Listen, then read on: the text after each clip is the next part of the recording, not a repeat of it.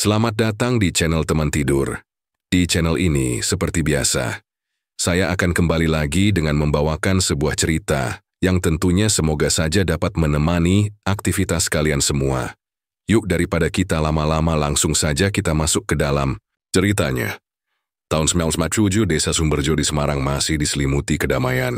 Warganya hidup rukun, bekerja di sawah dan saling membantu.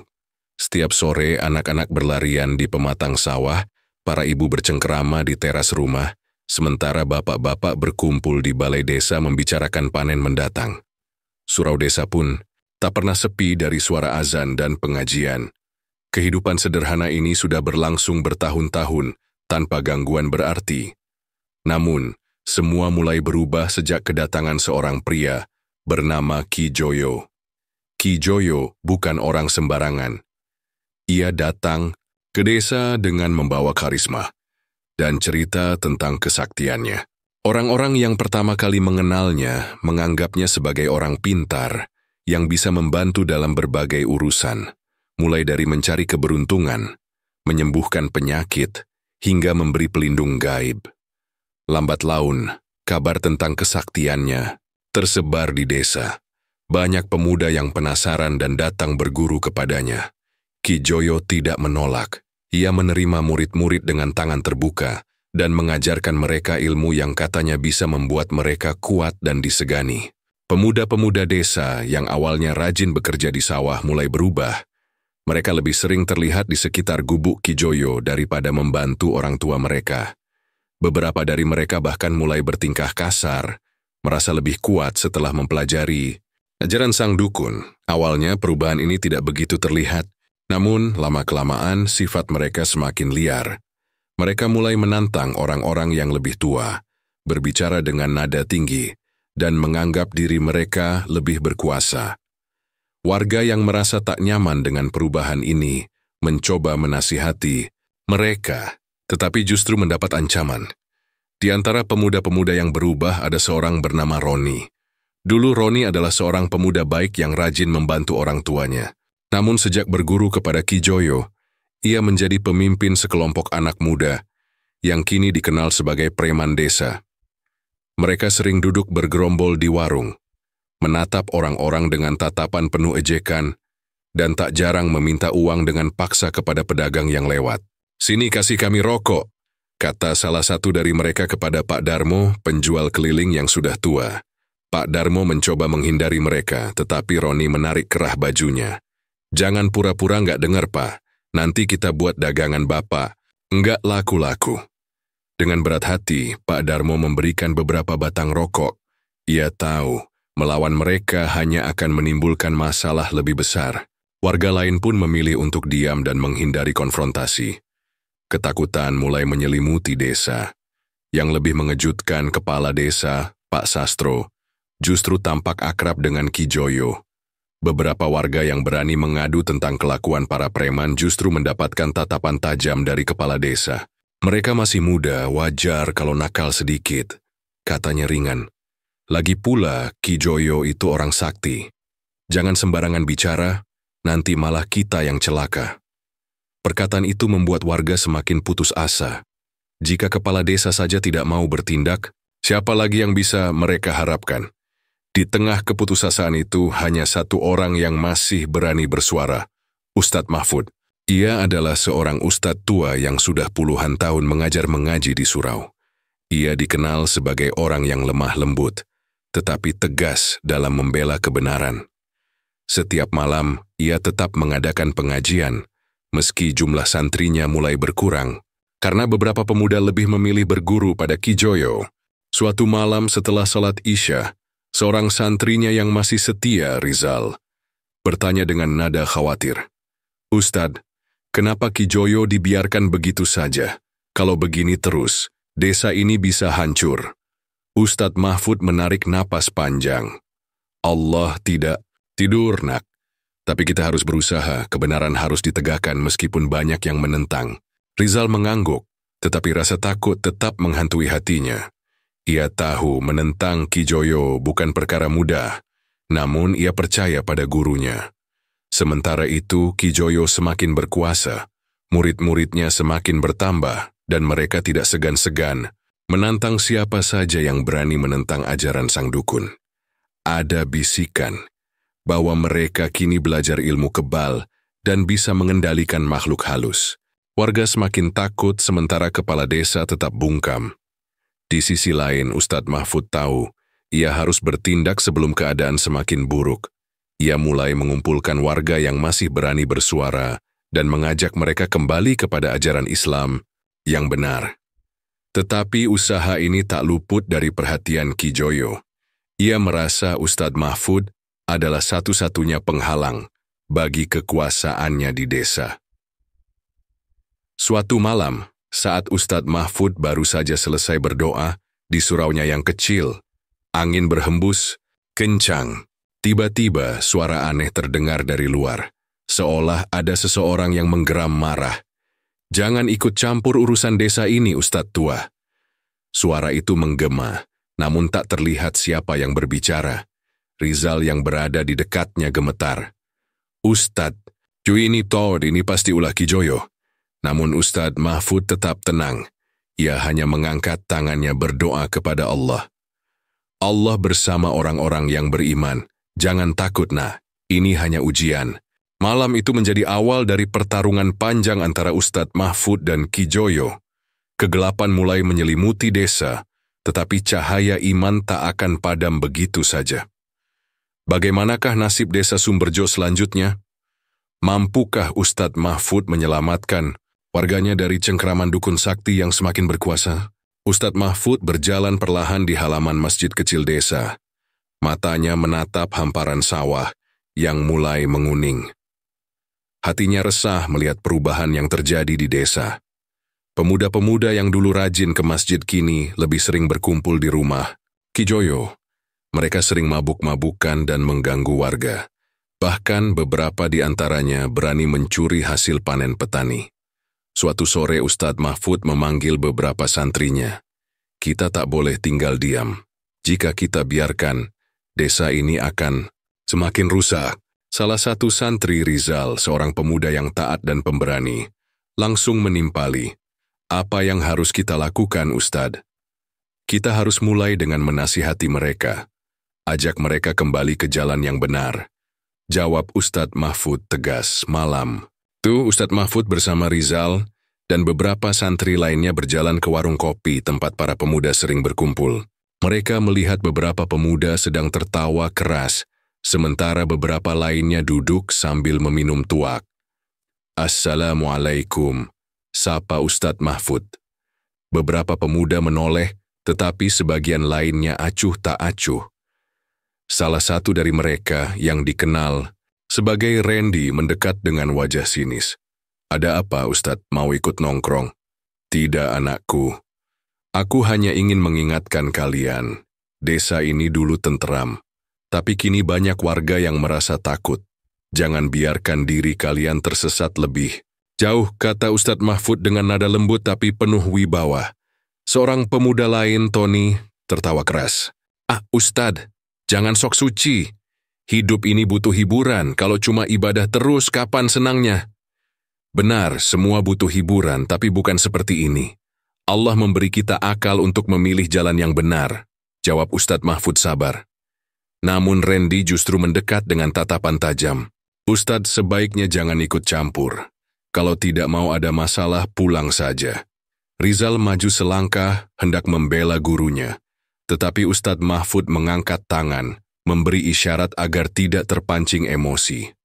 "Aku hanya menjalankan kewajibanku sebagai orang tua di desa ini. Ingat, hidup ini sementara.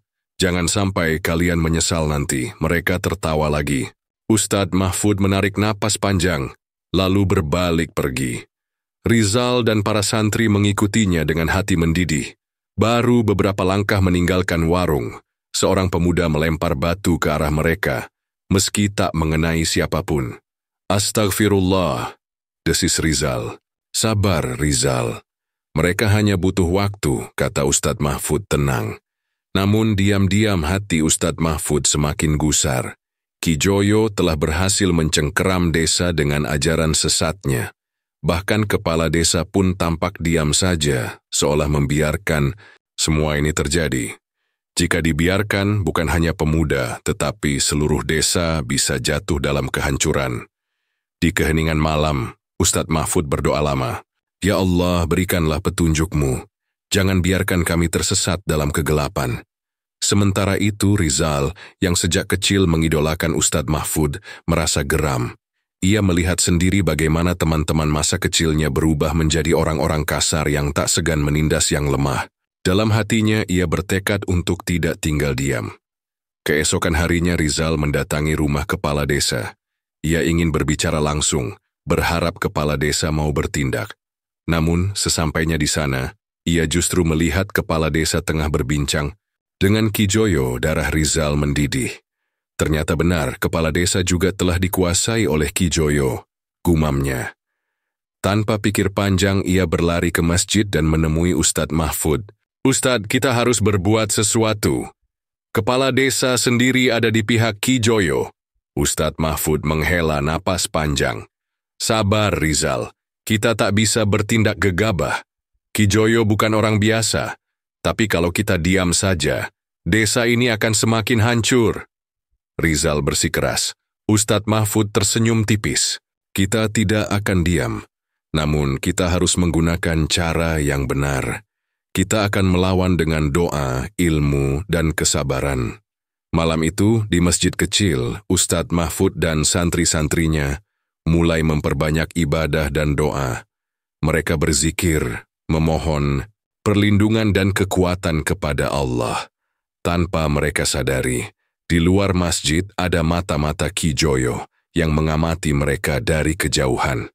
"Katakan pada Ki Joyo." Ustadz Mahfud mulai bergerak, bisik salah satu dari mereka sebelum menghilang dalam kegelapan malam. Malam di desa semakin mencekam.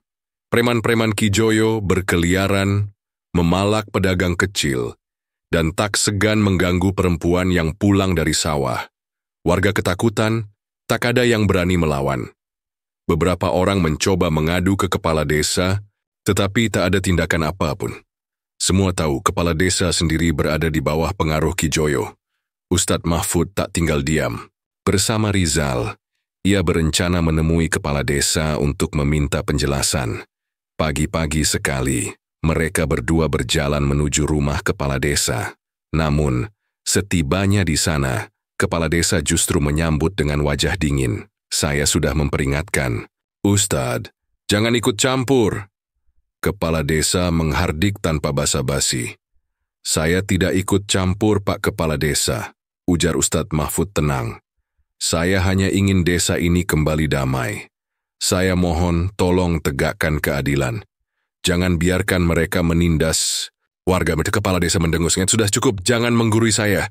Tanpa menunggu jawaban, kepala desa masuk ke dalam rumah dan membanting pintu. Rizal mengepalkan tangan, geram dengan sikap kepala desa yang jelas membela Ki Joyo. "Sabar, Rizal. Kita akan mencari cara lain," kata Ustadz Mahfud. Namun, tak lama, setelah mereka meninggalkan rumah kepala desa, seorang anak kecil datang berlari ke arah mereka. "Ustadz, Rizal, tadi malam Pak Darmin dipukuli preman Ki Joyo karena menolak memberi uang." Ustadz Mahfud tersentak. "Astagfirullah, bagaimana keadaannya sekarang?" "Luka-lukanya parah, Ustadz. Warga lain ketakutan, tak ada yang berani melawan." Mendengar, tuh Rizal tak bisa lagi menahan emosinya. "Ustadz, kita tidak bisa terus berdiam diri. Jika kita tidak bertindak, mereka akan semakin leluasa." Ustadz Mahfud mengangguk pelan. "Kita memang harus melakukan sesuatu, tapi bukan dengan kemarahan." Menjelang sore, Ustadz Mahfud mengajak para santrinya untuk mengunjungi rumah Pak Darmin. Pria tua itu terbaring lemah, wajahnya lebam dan tubuhnya penuh luka. "Mereka bilang ini peringatan, Ustadz. Jika kita melawan, desa ini akan hancur." Lirih suara Pak Darmin. "Tidak, Pak Darmin," ujar Ustadz Mahfud lembut. "Ketakutan tidak akan menyelesaikan masalah. Kita harus melawan dengan cara yang benar." Namun sebelum Ustadz Mahfud sempat melanjutkan perkataannya, seorang pemuda masuk terburu-buru. "Ustadz, Ki Joyo mengirim pesan untuk Anda." Mata Ustadz Mahfud menyipit. Pesan apa? Pemuda itu menelan ludah. Beliau meminta Ustadz menemuinya malam ini. Jika tidak, akan ada lebih banyak warga yang celaka. Hening sejenak. Para santri saling berpandangan dengan khawatir. Rizal menatap gurunya penuh kecemasan. Ustadz, ini jebakan. Saya yakin mereka berniat mencelakai Ustadz. Ustadz Mahfud menghela napas. Kalau aku tidak datang akan ada lebih banyak korban. Aku harus menghadapi Ki Joyo. Rizal mengepalkan tangan. Kalau begitu saya ikut. Tidak Rizal, ini bukan waktunya. Untuk bertindak gegabah. Aku akan pergi sendiri, jawab Ustadz Mahfud. Malam itu di bawah langit pekat, Ustadz Mahfud melangkah ke gubuk Ki Joyo. Hatinya dipenuhi keteguhan, siap menghadapi dukun yang telah merusak desanya. Darman duduk termenung di sudut gubuknya. Sejak berguru kepada Ki Joyo, ia merasa hidupnya semakin kelam. Malam-malam dipenuhi ritual aneh, pengorbanan darah, dan berbagai ilmu hitam yang semakin menyeretnya ke dalam kegelapan. Namun, yang paling membuatnya terguncang adalah kekejaman Ki Joyo terhadap warga desa. Pemukulan terhadap Pak Darmin, ancaman terhadap Ustadz Mahfud, semua itu membuka matanya. Dengan hati berdebar, Darman memutuskan menemui Ustadz Mahfud. Ia berjalan dalam gelap, memastikan tidak ada mata yang mengawasi. Setibanya di pesantren kecil Ustadz Mahfud, ia disambut dengan tatapan curiga oleh Rizal. Apa yang kau inginkan, Darman? Tanya Rizal tajam. Darman mengangkat kedua tangannya, menunjukkan bahwa ia datang dengan niat baik. Aku ingin bicara dengan Ustadz Mahfud. Aku tidak bisa bertahan lebih lama di bawah Ki Joyo. Aku ingin keluar. Tak lama, Ustadz Mahfud muncul dari dalam rumahnya. Dengan tenang, beliau mempersilahkan Darman duduk. Aku sudah lama menunggu seseorang dari kelompok Ki Joyo menyadari kesalahan mereka, ujar Ustadz Mahfud lembut. Darman menunduk, air mata hampir tumpah. Ustadz, aku sudah terlalu jauh terlibat. Aku tahu banyak tentang ritual-ritual Ki Joyo. Ia bukan sekadar dukun biasa. Ia memakai tumbal untuk mempertahankan ilmunya. Setiap bulan, ada seseorang yang dikorbankan. Aku takut. Jika aku keluar, aku yang akan menjadi tumbal berikutnya. Rizal mengepalkan tangan. Setan benar-benar telah menguasai desa ini. Kita harus segera menghentikannya. Ustadz Mahfud menghela napas panjang. Darman, bertaubatlah. Allah Maha Pengampun. Bagi siapa saja yang benar-benar ingin kembali kepadanya. Jika kau ingin meninggalkan Ki Joyo, kau harus kuat. Kami akan melindungimu sebisa mungkin. Darman mengangguk, tetapi wajahnya masih dipenuhi ketakutan. Tapi Ustadz, Ki Joyo bukan orang biasa. Ia tahu jika seseorang berniat mengkhianatinya. Aku yakin ia sudah mencurigai gerak-geriku. Tiba-tiba, suara ketukan keras terdengar di pintu. Semua terdiam. Darman menoleh panik. Mereka datang. Aku yakin mereka mencariku. Rizal bergerak cepat ke pintu, tapi Ustadz Mahfud menahannya. Kita lihat dulu siapa yang datang. Jangan gegabah. Dengan hati-hati, Ustadz Mahfud membuka pintu. Seorang pemuda desa berdiri di ambang pintu, napasnya tersengal-sengal. Ustadz, ada sekelompok preman mencari Darman. Mereka mengancam akan membakar rumah siapapun yang menyembunyikannya. Darman menggigil. Aku sudah mati, Ustadz. Ki Joyo pasti sudah tahu aku ingin kabur.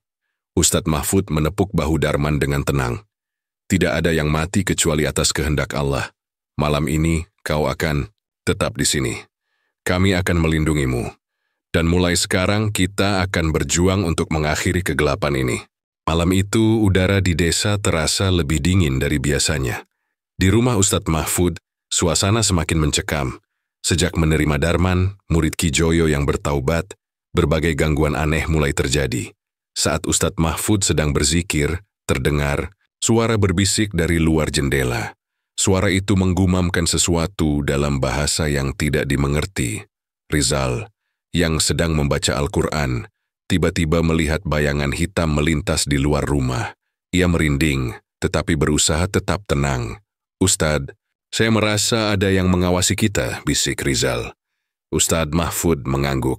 Jangan takut, ini hanya tipu daya setan. Tetaplah berzikir dan perbanyak doa. Tiba-tiba, pintu rumah berderit sendiri, lalu terbanting keras. Santri lainnya yang sedang tidur terbangun dengan wajah panik. Sebagian mulai membaca ayat kursi dengan suara gemetar. Darman yang baru saja bertaubat terlihat pucat. "Ini pasti ulah Ki Joyo, ia tahu aku di sini," katanya lirih. Mendadak, lampu minyak yang menerangi ruangan berkedip-kedip sebelum padam seketika. Suasana menjadi gelap gulita. Dari luar rumah terdengar suara tawa melengking yang membuat bulu kuduk merinding. "Allahu Akbar," seru Ustadz Mahfud. Ia berdiri tegap, lalu mulai melantunkan ayat-ayat suci Al-Quran dengan suara lantang. Rizal dan para santri mengikuti, menguatkan diri mereka dengan kalimat-kalimat Allah. Tak lama kemudian, suara tawa itu berubah menjadi jeritan kesakitan, lalu menghilang. Lampu minyak kembali menyala dengan sendirinya. Suasana mencekam perlahan. Mereda Rizal menghela napas lega. "Ustadz, apakah ini pertanda Ki Joyo akan menyerang kita lebih keras lagi?"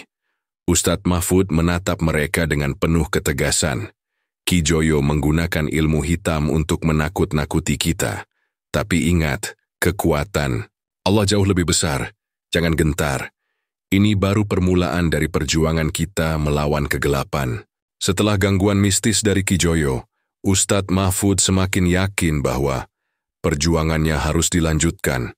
Ia mulai mendatangi rumah-rumah warga, mengajak mereka untuk meninggalkan ilmu hitam dan kembali kepada ajaran Islam.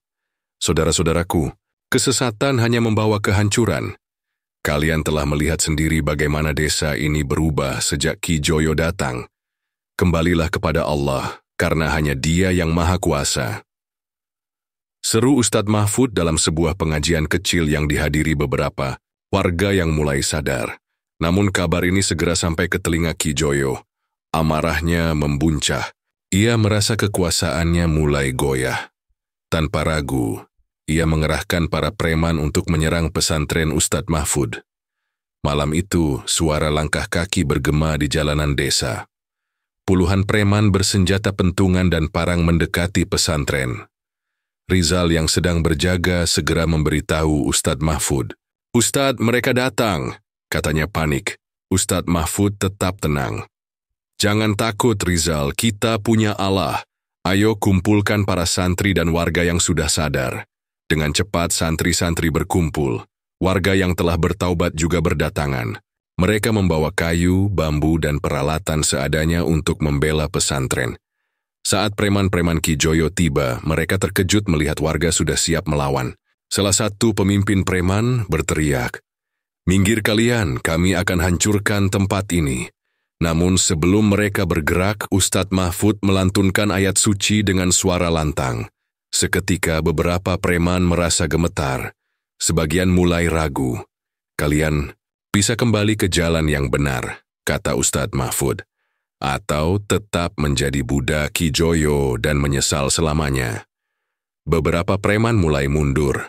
Mereka teringat masa lalu mereka sebelum bergabung dengan Ki Joyo. Tapi yang lain tetap maju, menyerang. Warga pertempuran pun terjadi. Warga yang bersatu berhasil mengusir para preman. Beberapa dari mereka melarikan diri, sementara yang lain tertangkap dan menyerah. Malam itu, kemenangan kecil diraih. Tapi Ustadz Mahfud tahu, perang yang lebih besar masih menanti. Malam itu angin bertiup kencang. Langit mendung seolah alam ikut menantikan pertarungan besar yang akan terjadi. Setelah kekalahannya di desa, Ki Joyo merasa harga dirinya terinjak-injak. Ia mengirim utusannya untuk menantang Ustadz Mahfud bertarung di hutan larangan, tempat yang diyakini sebagai pusat kekuatan ilmu hitamnya. Katakan pada Ustadz Mahfud, "Jika dia benar-benar berani, temui aku di hutan larangan tengah malam ini." Suara Ki Joyo penuh amarah. Kabar ini sampai ke pesantren. Para santri dan warga khawatir. "Ustadz, jangan terima tantangan itu. Ki Joyo bersekutu dengan jin, tempat itu penuh makhluk halus," kata seorang warga. Ustadz Mahfud tersenyum tenang. "Jangan takut. Tidak ada kekuatan yang lebih besar dari Allah. Jika ini cara untuk menyadarkan Ki Joyo, aku akan datang dengan doa dan keimanan. Rizal bersikeras ingin ikut, tetapi Ustadz Mahfud menolak. Ini bukan pertarungan fisik, Rizal.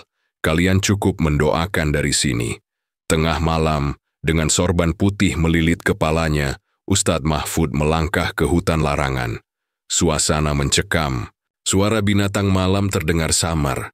Kabut tipis menyelimuti pohon-pohon besar. Di tengah hutan, Ki Joyo sudah menunggu, duduk bersila di atas tanah. Mata tuanya berkilat penuh kebencian. Kau akhirnya datang, Ustadz. Aku datang bukan untuk bertarung, Ki Joyo, tapi untuk mengajakmu bertaubat. Ilmu yang kau pakai akan membawamu kepada kebinasaan, ujar Ustadz Mahfud dengan tenang. Ki Joyo tertawa sinis. Cukup ceramahmu. Kau pikir hanya dengan doa-doa kau bisa mengalahkanku? Dengan cepat Ki Joyo menggerakkan tangannya merapal mantra. Angin bertiup kencang, daun-daun berputar di udara. Dari balik bayangan pepohonan, suara aneh menggema, seperti rintihan makhluk tak kasat mata. Ustadz Mahfud tetap tenang. Ia mengangkat tangannya dan mulai membaca ayat-ayat suci. Suaranya lantang menggema di antara pepohonan. Saat itu juga angin yang semula kencang mendadak berhenti. Suara rintihan makhluk halus menghilang. Ki Joyo terlihat terkejut, mantranya tak mempan. Mustahil. Ki Joyo mencoba ilmu lainnya. Dari tangannya keluar asap hitam yang melesat menuju Ustadz Mahfud. Namun sebelum asap itu menyentuhnya, Ustadz Mahfud membaca ayat kursi dengan penuh keyakinan. Seketika asap hitam itu lenyap, seakan tersedot ke dalam tanah. Ki Joyo mundur, wajahnya mulai pucat. Ia tak pernah merasakan kekuatan sebesar ini. Ini tidak mungkin. Ustadz Mahfud melangkah, mendekat. Allah masih memberimu kesempatan untuk kembali ke jalan yang benar, Ki Joyo. Tinggalkan ilmu hitam ini sebelum terlambat. Tiba-tiba tubuh Ki Joyo bergetar hebat. Suara jeritan gaib terdengar, seolah ada sesuatu yang keluar dari dalam dirinya. Ki Joyo terjatuh, tubuhnya lemah. Aku tidak bisa. Suaranya bergetar. Ustadz Mahfud berlutut di sampingnya, meletakkan tangannya di atas kepala Ki Joyo, dan melantunkan doa-doa. Ki Joyo menutup matanya. Air mata jatuh di pipinya. Malam itu, hutan larangan menjadi saksi pertempuran antara kebaikan dan kebatilan. Ustadz Mahfud berdiri sebagai pemenang bukan dengan kekerasan tetapi dengan keimanan yang kokoh. Namun pertanyaannya, apakah Ki Joyo benar-benar akan bertaubat? Fajar mulai menyingsing di ufuk timur, menandakan akhir dari malam yang penuh ketegangan. Ustadz Mahfud berdiri dengan tenang di tengah hutan larangan. Sementara Ki Joyo terkulai lemah di tanah. Nafasnya tersengal-sengal. Wajahnya dipenuhi keringat dingin. Ia baru saja mengalami kekalahan terbesar dalam hidupnya. Bukan oleh senjata, tetapi oleh kekuatan doa dan keimanan. Di sekelilingnya, suara jeritan samar terdengar, seperti makhluk-makhluk tak kasat mata yang merintih kesakitan. Ki Joyo menyadari sesuatu. Para jin yang selama ini membantunya mulai menghilang. Ia mencoba merapal mantra lagi, berharap bisa memanggil mereka kembali, tetapi tidak ada yang muncul. Ilmu hitamnya melemah. Tidak mungkin. Ki Joyo menggertakkan giginya. Ia menatap Ustadz Mahfud dengan penuh kebencian tetapi juga ketakutan. Kekuatan yang kau banggakan selama ini hanyalah tipuan setan, Ki Joyo, kata Ustadz Mahfud dengan lembut. Mereka hanya memanfaatkanmu. Saat kau lemah, mereka akan meninggalkanmu. Ki Joyo semakin panik. Ia mencoba berdiri, tetapi lututnya lemas. Tubuhnya gemetar, seperti seseorang yang kehilangan semua tenaganya dalam sekejap. Aku tidak bisa. Ustadz Mahfud menatapnya dengan penuh iba. Masih ada waktu untuk bertaubat, Ki Joyo. Kembalilah ke jalan yang benar sebelum terlambat. Namun, Ki Joyo masih keras kepala. Dengan sisa tenaga, ia berusaha kabur, berlari terpincang-pincang, menembus lebatnya pepohonan. Hutan larangan yang semula terasa begitu akrab baginya, kini berubah menjadi tempat yang asing dan menyeramkan. Saat ia keluar dari hutan, langit sudah mulai terang. Namun, langkahnya terhenti ketika melihat sekumpulan warga desa telah berkumpul di depan gerbang hutan membawa obor dan senjata seadanya. Wajah-wajah mereka dipenuhi amarah dan kebencian. Itu dia, Ki Joyo. Seru salah satu warga. Mereka sudah menunggu Ki Joyo sejak semalam, setelah mendengar tentang pertarungannya dengan Ustadz Mahfud. Warga yang sebelumnya ketakutan kini sudah berbeda. Mereka tidak lagi ingin tunduk pada ancaman dan kekerasan yang selama ini Ki Joyo lakukan. Sudah cukup penderitaan yang kau timbulkan di desa ini, teriak seorang lelaki tua. Kau harus mempertanggungjawabkan semua perbuatanmu. Ki Joyo mundur selangkah. Tidak, aku. Namun sebelum ia bisa mengatakan apa-apa, beberapa warga menyerbu dan menangkapnya. Ia berusaha melawan, tetapi tenaganya sudah habis. Ia jatuh tersungkur, wajahnya menghadap tanah. Ustadz Mahfud melangkah mendekat dan mengangkat tangannya, memberi isyarat agar warga tenang. Jangan main hakim sendiri. Biarkan dia mendapat hukuman yang adil, katanya. Warga yang semula ingin menghajarnya pun akhirnya menahan diri. Mereka membawa Ki Joyo ke balai desa untuk diadili. Kepala desa yang sebelumnya tunduk pada Ki Joyo kini tak bisa lagi melindunginya. Bukti kejahatannya terlalu banyak, dan warga tak akan membiarkannya lolos lagi. Dalam perjalanan, Ki Joyo tertunduk lesu. Ia sadar, hari kejayaannya sudah berakhir. Tak ada lagi pengikut, tak ada lagi kekuatan, dan tak ada lagi rasa takut dari warga. Ia benar-benar kalah. Di antara kerumunan, Rizal menatap Ki Joyo dengan perasaan campur aduk. Apakah dia akan bertaubat? Ustadz, tanyanya pelan. Ustadz Mahfud menarik napas dalam. Hanya Allah yang tahu, Rizal. Tapi setidaknya, kita telah menunjukkan padanya jalan yang benar. Dan dengan itu, bab gelap dalam sejarah desa mulai berakhir. Namun apakah Ki Joyo akan benar-benar bertaubat? Ataukah kebenciannya masih tersisa? Setelah Ki Joyo ditangkap, warga desa berkumpul di balai desa untuk menuntut keadilan. Suasana pagi itu terasa berbeda. Udara lebih sejuk, dan cahaya matahari yang menerobos celah-celah pepohonan seakan membawa harapan baru bagi desa yang selama ini hidup dalam ketakutan. Kepala desa Pak Darmo duduk dengan gelisah di depan warga. Wajahnya pucat, keringat dingin mengalir di pelipisnya. Ia tahu bahwa hari ini, kedudukannya sebagai pemimpin dipertanyakan. Selama bertahun-tahun ia membiarkan Ki Joyo dan anak buahnya berbuat semena-mena. Bahkan, ia diam-diam menerima upeti dari mereka agar menutup mata terhadap semua kejahatan yang terjadi. Seorang lelaki paruh baya berdiri di tengah kerumunan. Pak Darmo, selama ini kami menghormatimu sebagai kepala desa. Tapi bagaimana mungkin seorang pemimpin membiarkan rakyatnya menderita di bawah ancaman para preman? Warga lain ikut bersuara. Betul, sudah cukup. Desa ini butuh pemimpin yang adil, bukan yang hanya memikirkan dirinya sendiri. Pak Darmo menelan ludah. Saya hanya takut seperti kalian semua. Ki Joyo terlalu kuat, suaranya bergetar, mencari pembenaran. Namun, tak ada lagi yang percaya padanya. Selama bertahun-tahun, ia memilih berdiam diri demi keselamatannya. Sendiri, sementara warga terus menjadi korban pemerasan dan ancaman. Kini, dengan Ki Joyo yang telah kalah, warga tak ingin lagi dipimpin oleh seseorang yang lemah dan mementingkan diri sendiri. Akhirnya, setelah musyawarah panjang diputuskan bahwa Pak Darmo harus turun dari jabatannya. Ia tak diusir, tetapi diberi pilihan, tinggal di desa sebagai warga biasa atau pergi meninggalkan desa untuk selamanya.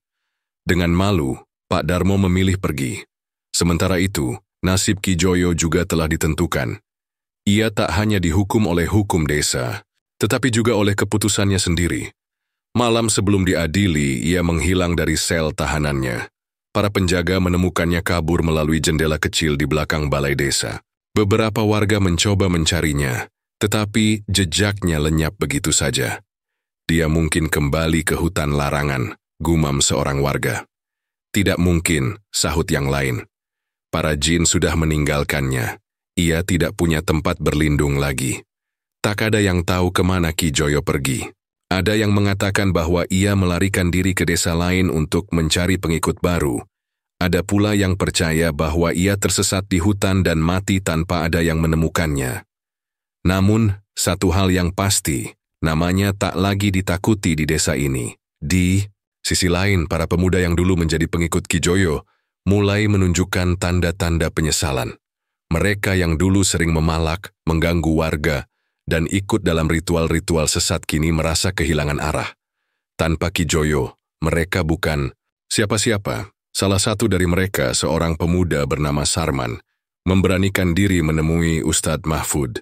Dengan kepala tertunduk, ia berbisik, "Ustadz, apakah masih ada kesempatan bagi kami untuk berubah?"